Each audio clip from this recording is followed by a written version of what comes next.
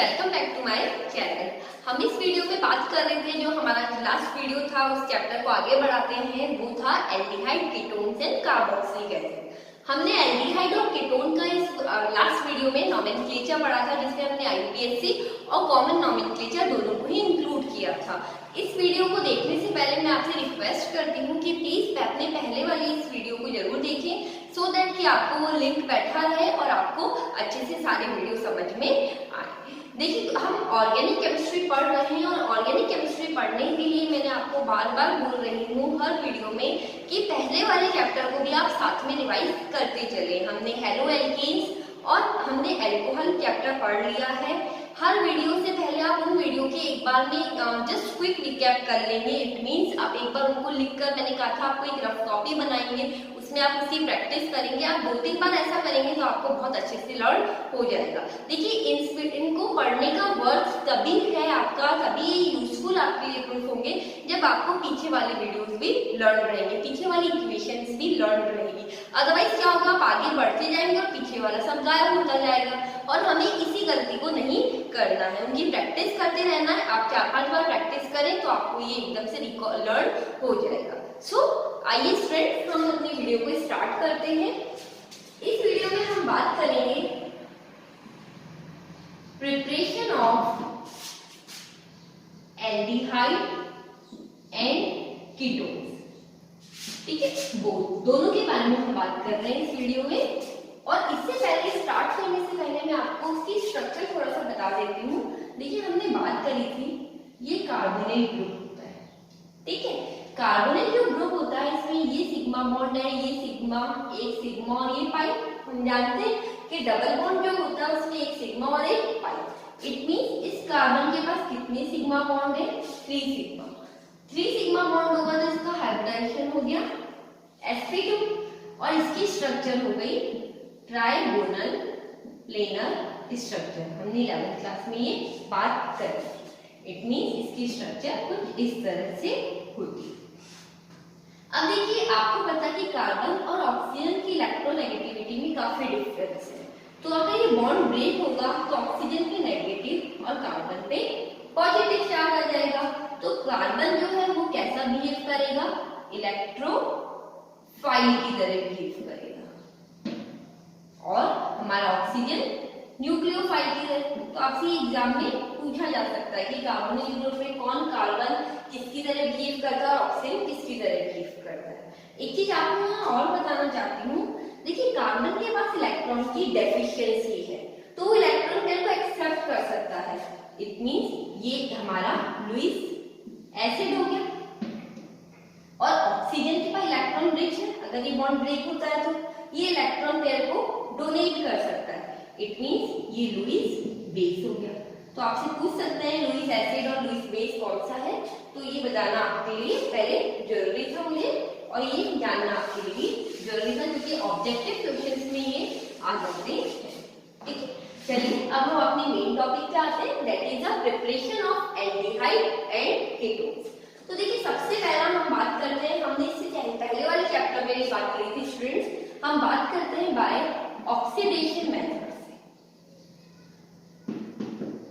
Oxidation method ये बहुत ही ज्यादा सिंपल है। जैसे मान लीजिए हमने कोई प्राइमरी अल्कोहल ले लिया, ठीक है, इसकी रिएक्शन हम करवाएंगे, इसको ऑक्सीडेशन करवाएंगे। आप जानते हैं ऑक्सीडेशन मींस क्या होता है, या तो ऑक्सीजन ऐड होती है या फिर हाइड्रोजन रिमूव आउट होती है। तो यहाँ देखिए, यहाँ क्या होगा, RC, आप यहाँ देख रहे हैं एक H यहाँ से रिमूव होगा और एक H यहाँ से हाइड्रोजन रिमूव हो गई और ये आपके पास बन गया RCH। ठीक है, इसी तरह से अगर मैंने यहाँ पे सेकेंडरी अल्कोहल ले लिया, ठीक है, तो यहाँ पे भी देखिएगा कैसे होता है। सेकेंडरी अल्कोहल जो है वो कीटोन्स बनाते हैं, क्योंकि इस कार्बन के पास ऑक्सीजन है, यहाँ डबल बॉन्ड आ जाएगा, ये H और इधर से ये वाला H, ये दोनों रिमूव आउट हो जाएंगे। 2 हाइड्रोजन होके एक हाइड्रोजन का मॉलिक्यूल रिमूव आउट हो गया, ये वाला H और ये वाला H, और आपके पास कीटोन बन गया। तो याद रखिएगा कि 1 डिग्री से बना है एल्डिहाइड और 2 डिग्री से बना है कीटोन। तो स्टूडेंट्स, ये हमारा ऑक्सीडेशन मेथड था। इसमें हमने बात करी थी अभी अभी कि 1 डिग्री से हमारे पास एल्डिहाइड बना है और 2 डिग्री से बना है हमारा कीटोन। तो यहाँ पे जो सबसे इंपॉर्टेंट ध्यान रखने वाली बात है वो ये है कि इनका ऑक्सीडाइजिंग एजेंट कौन सा होता है। तो जो 1 डिग्री यहाँ पे हम बात करें या तो CrO3 हो सकता है, नाम है क्रोमियम ट्राइऑक्साइड, या फिर हो सकता है PCC, दोनों ही इक्वेशन में, ठीक है, तो दोनों ही चलेगा। अब हमने आपको बताया था कि PCC क्या है। PCC का फुल फॉर्म देखिए, पिरिडीनियम क्लोरोक्रोमेट, पिरिडीनियम क्लोरोक्रोमेट किस से मिलकर बना होता है ये? पिरिडीन से, क्लोरीन से और CrO3, ठीक है। तो ये दोनों ही इसमें काम में लिए जाते हैं, लेकिन देखिए यहाँ एक बहुत इंपॉर्टेंट बात है कि PCC जो काम में लिया जाता है वो लिया जाता है स्ट्रेट कार्बन की चेन की ऑक्सीडेशन। तो यहाँ ध्यान रखिएगा, जब आपको लॉन्ग चेन का कार्बन या एल्कोहल आपके पास है और उसका आपको ऑक्सीडेशन करना है, तो बेसिकली मेन जो है वो कौन सा ग्रुप लेंगे, कौन सा ऑक्सीडाइजिंग एजेंट लेंगे, वो आप लेंगे PCC। तो आप इसे कॉपी कर लीजिए। CrO3 आप दोनों के लिए काम में ले सकते हैं, लेकिन जो इफेक्टिव होगा वो होगा PCC, पिरिडीनियम क्लोरोक्रोमेट। क्लियर? अब हम बात करते हैं नेक्स्ट पे आते हैं। नेक्स्ट है हमारा डिहाइड्रोजिनेशन मेथड। डिहाइड्रोजिनेशन का मीन्स क्या नाम मतलब हुआ? Removal of hydrogen. क्लियर है स्टूडेंट्स? तो देखिए इसमें भी बहुत इंपॉर्टेंट है, वैसे ही हम जो इक्वेशंस हमने पहले की है वही हम कर सकते हैं। अभी हमने बात की हाइड्रोजन हीट करके रिमूव हो जाएगा। एडिटिव इक्वेशन हमारी यहाँ बनेगी वही, 1 डिग्री से हमारे पास एल्डिहाइड और 2 डिग्री से हमारे पास कीटोन्स बनेगा। लेकिन यहाँ पे क्या होता है कि हम कॉपर के प्रेजेंस में 573 पे हीट करते हैं। कॉपर के प्रेजेंस में 573 पर हीट करने पर डायरेक्टली ही हाइड्रोजन रिमूव आउट हो जाता है। तो बेसिकली दोनों मेथड एक जैसे ही है, बस यहाँ पे कुछ कैटलिस्ट का डिफरेंस है, ठीक है। अब हम हमारे मेन टॉपिक की तरफ चलते हैं, जो इसमें बहुत ज्यादा आपसे एग्जाम में पूछ भी सकते हैं, दैट इज द ओजोनोलाइसिस। थोड़ा लिख देती हूँ मैं तो इजी हो जाएगा। ओजोनोलाइसिस हम 11th क्लास में भी पढ़ चुके हैं स्टूडेंट्स। ये बहुत ही अच्छी हमारी मेथड माना जाता है, पढ़ने में भी और इंटरेस्टिंग भी बहुत होता है। कैसे होता है देखिए, हमने यहाँ पे मान लीजिए एल्कीन से होता है ये बाय एल्कीन, तो आपने यहाँ देख लीजिए कोई एल्कीन ले लिया, ठीक है, इसका ओजोनोलाइसिस करवाएंगे। ओजोनोलाइसिस मींस ओजोन से रिएक्शन करवाएंगे। तो देखिए क्या होता है, जहां डबल बॉन्ड है वहां का डबल बॉन्ड हटकर ऑक्सीजन से रिएक्ट कर लेता है। आप यहाँ देख रहे हैं एक घर जैसा बन गया, यहाँ पे डबल बॉन्ड हटा, ऑक्सीजन 3 ऑक्सीजन लग गए। फिर इसका हम जिंक डस्ट होती है का वाटर के साथ रिएक्शन करवाते हैं। तो देखिएगा क्या होगा, एक यहाँ से ब्रेक होगा और एक यहाँ से ब्रेक होगा। आप देख रहे हैं इस तरह से। तो ये बन गया आपका CH3CHO और ये बन गया आपका SCHO। इसको आप ऐसे भी तो लिख सकते हैं एक ही बात में, इथेनेल और मिथेनेल बन गया। तो आप देख रहे हैं कितना सिंपल है। और जो जिंक है वो वाटर ऑक्सीजन के साथ जिंक ऑक्साइड के फॉर्म में बाहर निकल जाता है। तो इसको मैं यहाँ लिख देती हूँ और इस तरह से इक्वेशन होती है। तो बहुत ही सिंपल और इंटरेस्टिंग है। इसी को हम एक और एग्जांपल के साथ करते हैं। यहाँ देखिए इस बार हमने ये ले लिया एग्जांपल कुछ थोड़ा सा मुश्किल सा, ठीक है, 2। अब हम इसकी देखिए रिएक्शन करवाते हैं वही ओजोन के साथ। तो देखिए आप देखिए डबल बॉन्ड जहाँ पर है वो ब्रेक होगा। अब देख रहे हैं ये डबल बॉन्ड हटाया है मैंने, बाकी को मैंने एडिटिव लिख दिया। यहाँ पे CH2 ये ऑक्सीजन, सिर्फ डबल बॉन्ड हटाया है और इसको 2 ऑक्सीजन से यहाँ कनेक्ट कर दिया। फिर आगे हम रिएक्शन करवा रहे हैं जिंक की वाटर के साथ, जिंक ऑक्साइड हट जाएगा, ये ब्रेक होगा यहाँ से और एक ब्रेक यहाँ से होगा, ठीक है। आप यहाँ देखिए कैसे बना, CH3 ये C CH3 से भी जुड़ा हुआ है और ऑक्सीजन से भी, एसीटोन बन गया हमारा प्रोपेनॉन, और ये आपका वही मिथेनॉल बन गया HCHO, जिसे हमने CH2O भी लिख सकते हैं। एक ही बात है ना। तो देखिए कितना सिंपल है ये, आप इसे देखिए, बहुत इंपॉर्टेंट रिएक्शन भी आपके लिए ये होगी, क्योंकि इससे कई सारे क्वेश्चंस पूछे जाते हैं। वो क्वेश्चंस क्या हैं हम बात करते हैं। अब देखिए इससे क्या क्वेश्चन आपसे पूछ सकते हैं, या तो आपके पास ये डायरेक्ट आ सकता है, या देखिए क्वेश्चन क्या पूछा जा सकता है, आपको एल्कीन बताना है जिसके ओजोनोलाइसिस से आपके पास 2 मॉलिक्यूल्स ऑफ एसीटोन फॉर्म हुआ है। मीन्स आपको उस एल्कीन का नेम आपको बताना है जिसके ओजोनोलाइसिस से 2 मॉलिक्यूल एसीटोन फॉर्म हुआ है। तो सबसे पहले हम एसीटोन हम जानते हैं प्रोपेनॉन को बोलते हैं, हमने इसके कॉमन नेम में बात करी थी, इसलिए मैं आपको कह रही हूँ कि पहले इसका फर्स्ट वीडियो भी आप जरूर देखिएगा। तो एसीटोन जो है देखिए ये होता है 2 molecule acetone, this is the 2 molecule of acetone. अब हमें उससे वो एल्कीन निकालना है। तो आप देखिए इस कार्बन जिसपे ऑक्सीजन जुड़ा हुआ है, इन दोनों कार्बन को आप डबल बॉन्ड से कनेक्ट कर दीजिए। आप समझ रहे हैं बात, दिस कार्बन और दिस कार्बन, इन दोनों को आपने डबल बॉन्ड से कनेक्ट कर दिया। अब देखिए ये वाला कार्बन आप देख रहे हैं, ये 2 CH3 से जुड़ा हुआ है, और ये वाला कार्बन भी 2 CH3 से जुड़ा हुआ है। तो देखिए ये हमारी वो एल्कीन है जिसके ओजोनोलाइसिस से आपको 2 मॉलिक्यूल एसीटोन फॉर्म हुआ है। कैसे हुआ है हम इसको देख लेते हैं, इसको ओजोनोलाइसिस करवा लेते हैं। आपको मैंने बोला था ये डबल बॉन्ड हट जाएगा, यहाँ ऑक्सीजन, यहाँ ऑक्सीजन, ये ऑक्सीजन, इसकी रिएक्शन किससे करवाएंगे, जिंक वाटर के मॉलिक्यूल्स के साथ। ये ब्रेक होगा यहाँ से, और आप देख रहे हैं CH3, देखो CH3, ये C, फिर CH3 डबल बॉन्ड हो, CH3C, CH3 डबल बॉन्ड हो, इसमें भी ऐसा ही है CH3C, CH3 डबल बॉन्ड हो, तो 2 मॉलिक्यूल एसीटोन आपको मिल गया। तो इस तरह से आपसे रिवर्स क्वेश्चनिंग भी हो सकती है। तो इस तरह से आपको ये ध्यान रखना है कि इस तरह से आपको ये फॉर्म करना है। बहुत ही ज्यादा सिंपल है और मजेदार भी है। अब स्टूडेंट्स हम अपने नेक्स्ट और 4th नंबर के लास्ट एल्डिहाइड और कीटोन की प्रिपरेशन के ऊपर आते हैं। 4th है bye hydration of alkynes. Alkynes mean double bond, ठीक है। तो यहाँ पे हमने कोई भी एल्काइन ले लिया, सबसे सिंपल वाला एल्काइन ले लिया, नाम क्या हुआ, इथाइन। इसकी रिएक्शन क्या हुई, वाटर के साथ, किसकी वजह से बनता है, H2SO4 और HgSO4 की वजह से, H2SO4 और HgSO4। तो आपको पता है वाटर जो है वो H+ और OH- देगा। दोनों ही कार्बन के मॉलिक्यूल यहाँ सेम है, किसी पर भी OH और किसी पर भी H जुड़ जाएगा, डबल बॉन्ड ब्रेक होकर ट्रिपल बॉन्ड ब्रेक होकर डबल बॉन्ड बन गया। एक बॉन्ड ब्रेक हुआ ताकि एक एक से इनसे कनेक्ट हो। अब यहाँ देखिए अजीब सा मॉलिक्यूल लग रहा है आपको, ना तो ये एल्डिहाइड है ना ही कीटोन है। क्यों, इसे हम बोलते हैं इनॉल।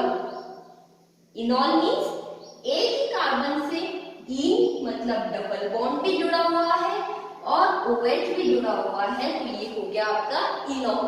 क्लियर है, इसी कार्बन से डबल बॉन्ड और इसी से OH, इनॉल। ठीक है। अब देखिए ये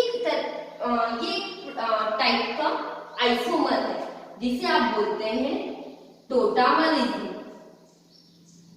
आइसोमर से टोटामरिज्म। इसमें क्या होता है, ये डबल बॉन्ड यहाँ पर और ये H यहाँ शिफ्ट हो जाता है। आप समझ रहे हैं। तो देखिए इनॉल यहाँ पे डबल बॉन्ड आ गया और ये बन गया CH3CH। कौन सा हो गया ये आपके पास, इथेनॉल।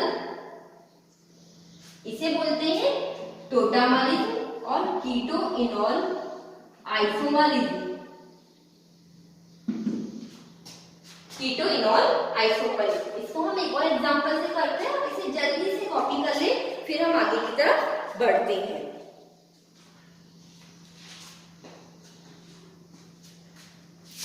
ठीक है स्टूडेंट्स, अब इसी का मैं एक और एग्जांपल लेके आपको बता देती हूँ।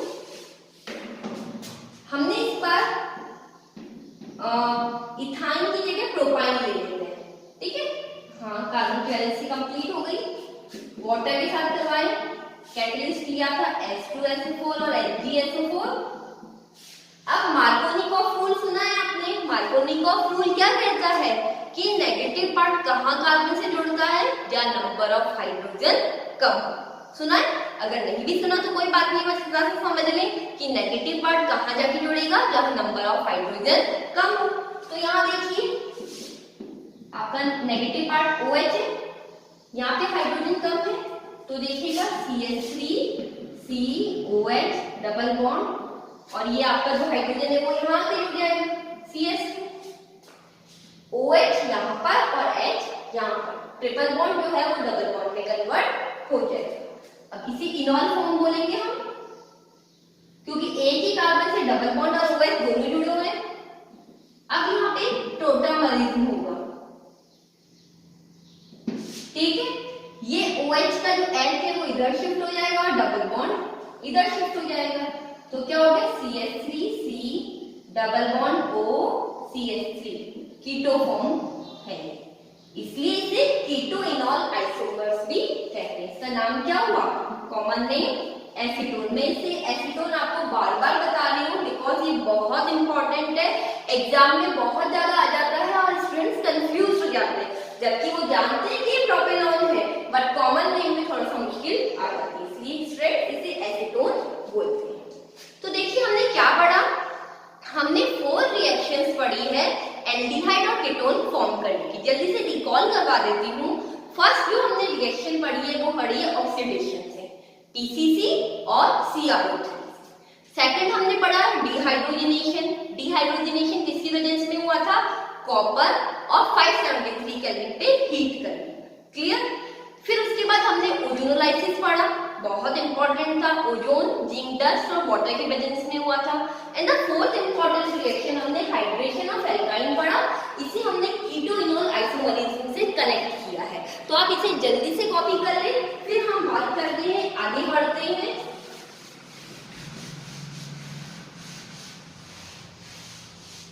अब देखिए अभी तक तो हमने बात कर ली थी एल्डिहाइड और कीटोन दोनों की प्रिपरेशन की।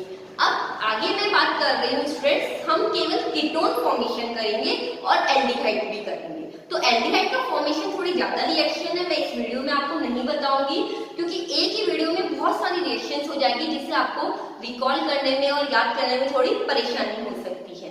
कीटोन की प्रिपरेशन की कम रिएक्शंस है, तो पहले हम उसे को ही कर लेते हैं। तो प्रिपरेशन ऑफ कीटोन,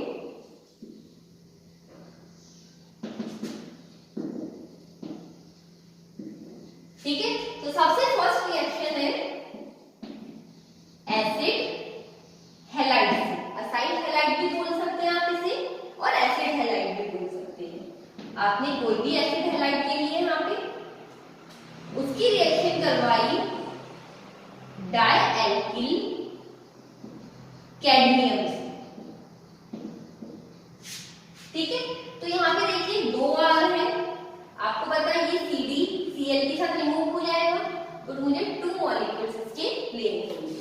तो यहाँ पे CdCl2 तो रिमूव आउट हो जाएगा, कैडमियम क्लोराइड, और ये R यहाँ के कनेक्ट हो जाएगा, RCOR, 2 मॉलिक्यूल्स बनेंगे। आप इसे ऐसा भी लगा सकते हैं ताकि इन दोनों R में डिफरेंशिएट हो जाए कि दोनों R डिफरेंट। अब यहाँ पे देखिए डायएल्किल कैडमियम बना है, तो देखिए विग्नर रिएजेंट अगर आपको याद होगा RMgX, इसकी रिएक्शन करवाइए CdCl2 के साथ, ठीक है। तो देखिए आप देखिए यहाँ पे 2 Cl रिमूव आउट, तो 2 मॉलिक्यूल्स मैंने ले लिए, क्योंकि बनना क्या है, ये MgX Cl के साथ अलग हो जाएगा, तो इसलिए 2 मॉलिक्यूल Cl के काम आएंगे, तो 2 MgX आ गए और आपके पास मिल गया R2CD, डायएल्किल कैडमियम R' लिख देते हैं, तो डिफरेंशिएट हो जाएगा। तो ये जो डायएल्किल कैडमियम है वो इस तरह से फॉर्म हुआ है, क्लियर। तो ये हमारी सबसे फर्स्ट रिएक्शन थी एसिड हैलाइड से, जिसे आप जल्दी से कॉपी कर लें, फिर हम आगे की तरफ बढ़ते हैं। ओके, अब नेक्स्ट रिएक्शन पे आते हैं हम नेक्स्ट रिएक्शन है साइनाइड ग्रुप से। नाइट्राइल साइनाइड आप कुछ भी मान लीजिए, साइनाइड ग्रुप आप जानते हैं। उसकी रिएक्शन ग्रिग्नर रिएजेंट से करवाती हूँ, RmGX से। तो देखिए क्या बना, Cn में अगर मैं बॉन्ड ब्रेक करूं तो N के ऊपर माइनस और C के ऊपर प्लस। RmGX में R माइनस और Mg प्लस हम जानते हैं। तो अब देखिएगा ये R C के ऊपर से R अटैच हो जाएगा बिकॉज ये नेगेटिव है।